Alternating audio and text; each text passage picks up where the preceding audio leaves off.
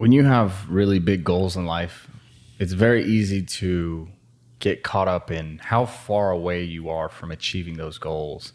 You're staring at the peak of the mountain that you can't even reach. The summit is so far out of sight that you just don't even know how you're going to get there. But you've been climbing for days, months, years, and you don't know when the end is going to come. But the truth is, you've come a long way. I think that a lot of people should take the time out in their day and scroll back in their camera roll.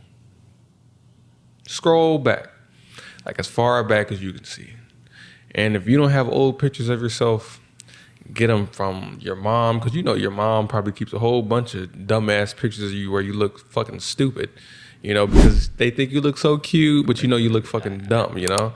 So get some of those pictures. Maybe your dad has them, maybe your grandma has them, maybe your sister has them, and look at them. Now, I don't care how long ago it was. I don't care if it was 10 years ago. I don't care if you were a kid then and you're an adult now. So it's like, oh, of course I'm a girl. Of course, blah, blah, blah. I don't care. Because even if it's not in aptitude, even if it's not in intelligence, even if it's not in your overall strength, you were able to grow from however old to however old you are now. That's an accomplishment in itself. Because who the fuck said it's promised for you to be here? Who the fuck said it's promised for you to be here tomorrow? Nobody said that. You don't know. So if you're able to scroll back in your camera roll and see a 7-year-old you, an 8-year-old you, and now you're fucking 25 or some shit, you're like 30. It's an accomplishment that you've grown up to the point to where you're able to conduct yourself how you are today and still be able to realize and perceive the world around you. That's a blessing.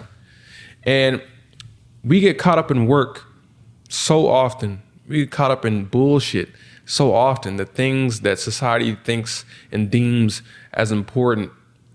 And we forget that though you may not look how you'd like to look, though you may not be whatever person that you see on the TV screen, you've still been able to improve yourself more than what you think. And in order to encourage and help you give the extra boost to continue to strive and push forward, sometimes I think it is valuable for you to look back and see all the things that you made it through. Because though it's just a scroll from the top of your camera roll to the bottom of your camera roll, in between that, not only in the camera roll, but in life, you encountered a lot more than what you realize. You've probably forgot some of it. You've encountered a lot in between that first picture and that last picture. So much which you could have quit. You could have said, fuck this, but you decided to push forward. So looking back and seeing that 7-year-old you, that younger you, and saying, wow, I made something of myself, or wow, I did something, will allow you to realize that if you want to do anything in the future, you can, because you've done it before. And, you know, it's interesting how in the moment we're blind to our past. We forget, almost as if we have a short cache in our mind that can only hyper focus in the moment and is only capable of realizing what's happening right in front of us. And although this might be an evolutionary adaptation so that we can use all of our mental resources for the present moment, that works to our disadvantage, especially in today's day and age, because we have the capacity to overthink. Austin and I are chronic overthinkers, but we consider that one of our superpowers, but also one of our curses. It's something that we're forever riling in and learning how to better control. We've come to have a pretty good grasp on that tendency to overthink, but I want to make a point that if you can wait to make a decision, you should. if you can take some time to really interpret a situation, perhaps what somebody said, perhaps a position that you were put in, perhaps something that somebody showed you, or an offer, maybe a job offer or a business offer for a partnership. If you have the time to sit back and think, allow yourself to reevaluate and look back and see how far you've come. Because people will try to force your hand. People will try to force you to make a quick decision because they know if they give you time to think, you're going to think your way out of this deal or this relationship or this contract. And so that's a tactic where they're trying to speed you through it. But looking back and saying, I've come a long way, gives you a holistic perspective of where you truly are. It gives you the capacity to both be grateful for where you are and to understand that you still have work to do. And did you know that there's a psychology behind counting from 1 to 10 and 10 and above? So if I'm going to do 100 reps of an exercise, it was actually found that if I count 1, 2, 3, 4, 5, 6, 7, 8, 9, 10, then repeat 1, 2, 3, 4, 5, 6, 7, 8, 9, 10, I would get more mentally exhausted and I would be less driven, less motivated than if I went 1, 2, 3, 4, 5, 6, 7, 8, 9, 10, 11, 12, 13, 14, 15, all the way to 100. And why do you think that is? Because every time you restart at 1, you're essentially starting back at the beginning. You're starting back at the beginning, but you don't understand that that 1 could be 50. That 1 could be 91. It could be 81. It could be any number. And when you're actually showing that level, it shows you relative. Yeah, sure, you have 10 more reps, but you've made it past 0 and you're above 50, you're above 60, you're above 70. And it allows you to remember where you are. And that's why I think a good strategy that you could use for this is having a timepiece or something that reminds you of where you used to be. Austin has pictures of us when we were first starting to smoke cigars. We all have pictures of us at the beginning when we were fat or skinny going to the gym. We also have bank statements and credit card statements that remind us of how broke we once were. Not that we're much better off today. However, we are making leaps and bounds to proceed forward. Now, you talked about this, but basically what I got from that is use the past as a metric. And you can use it as a positive one or a negative one, but both could be used to do something positive. It's like, okay, 1 times 1 is 1, you know? Now, some people recently might have tried to be like, oh, it's not, blah, blah, blah. But let's just say 2 times 2 is 4, okay? Actually, I thought it was 5. Oh, yeah. And -2 times -2 is also what? 4. All right. What does that mean? So that means that even though that something in your past could be seen as negative because you further declined, you can turn that negative into a positive. How? Because if you looked at something in the past and you're like, damn, I was at a certain point and I declined from that point. It's like someone who peaked in high school, right? At a certain point, you were seen as the guy or the girl, and you feel like your life has fell off since that point. You can use the past as a way to say, well, at a certain point, I was doing something correct, or at a certain point, I was feeling some type of status, some type of happiness, what have you. How can I do better? And a lot of us like to look back and see the past and say, wow, I used to be so fat. I used to be so skinny. Now I lost that weight. Now I gained, some extra muscle. That's good. But I also think that you can use the past and see the fact that you were doing better in the past as a reason to know, okay, I have to do better. And I know I have to do better because I was previously doing better and I got myself and I led myself down this path.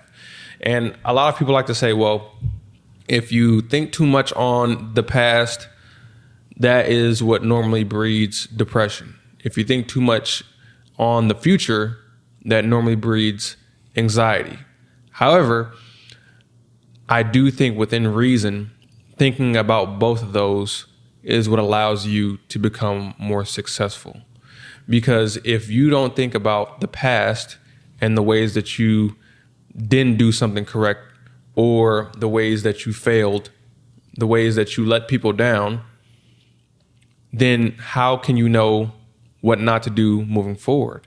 If you don't think about the future and you don't think about all the things that could go wrong, all the things that you're going to have to think about and make sure that you're, perceptive of, then how can you know what to expect?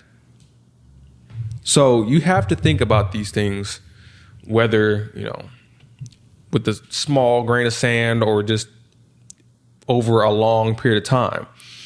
You have to think about these things in order to improve yourself.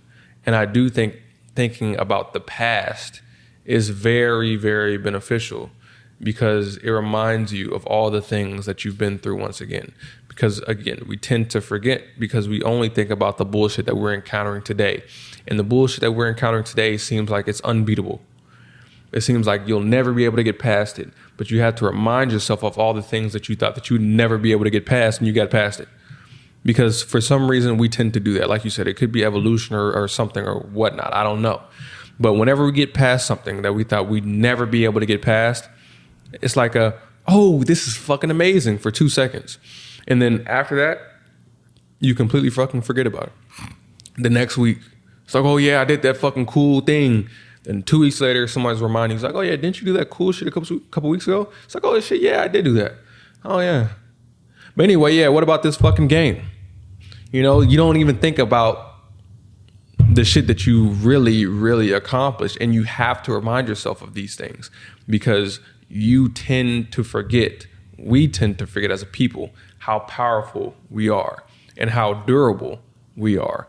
And once you realize how durable you are, that means that you now know what you can and can't get through and make it through in life. We've been put through some pretty grueling circumstances as of the last year plus. But even though it wasn't fun during the process necessarily, I'm not going to say it wasn't fun, but it was very hard work. Now we know that the things that we originally thought were like almost impossible, or the things that most people are like, how the fuck could you do that? Like fucking fasting. We know that we could do that whenever the fuck we want to, in our sleep. It doesn't fucking matter.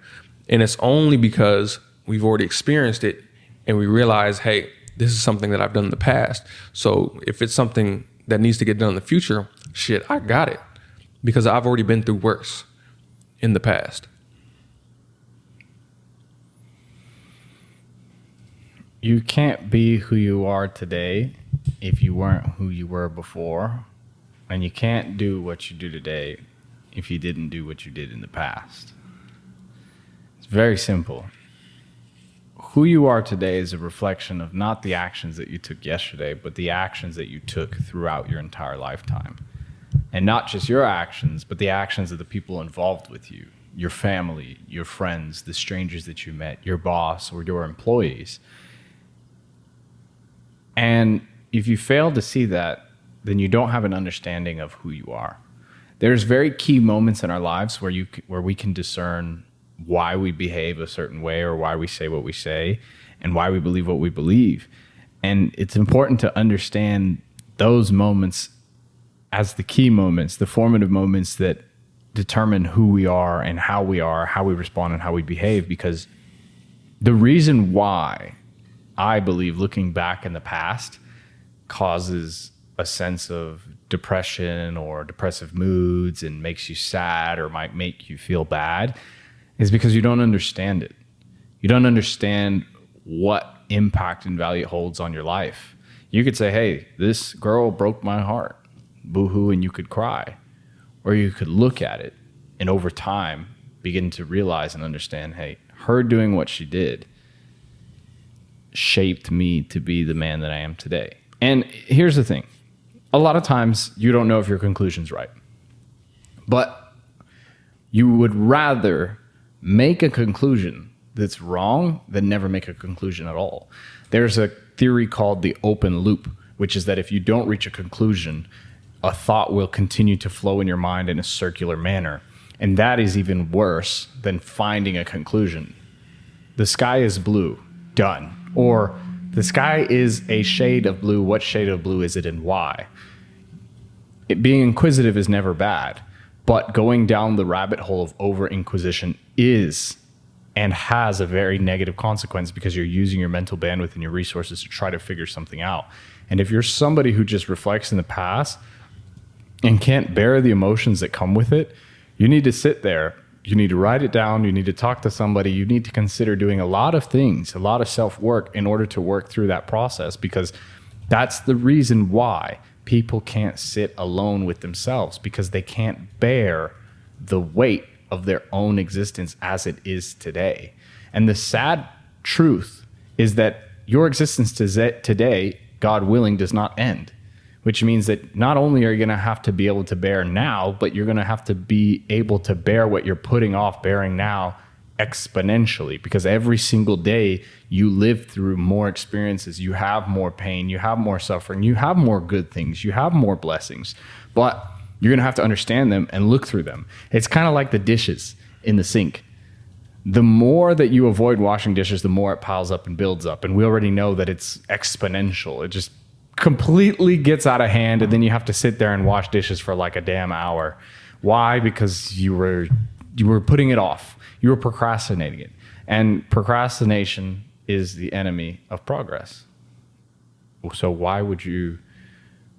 Well, actually, no, I understand. I understand why you avoid it, because it's painful. But I encourage y'all to endure the pain, because endure the pain now or suffer tomorrow. You decide. No, I'm going to try to do something here. It could fucking work or not work horrendously. But fuck it. I think you just said it's going to work, and I'm okay with that. Who gives a fuck? Let's see. So, in my opinion, and this is kind of alluding back to what you were saying, Jose, think of yourself as a skyscraper. You know? Building yourself up. Mm-hmm.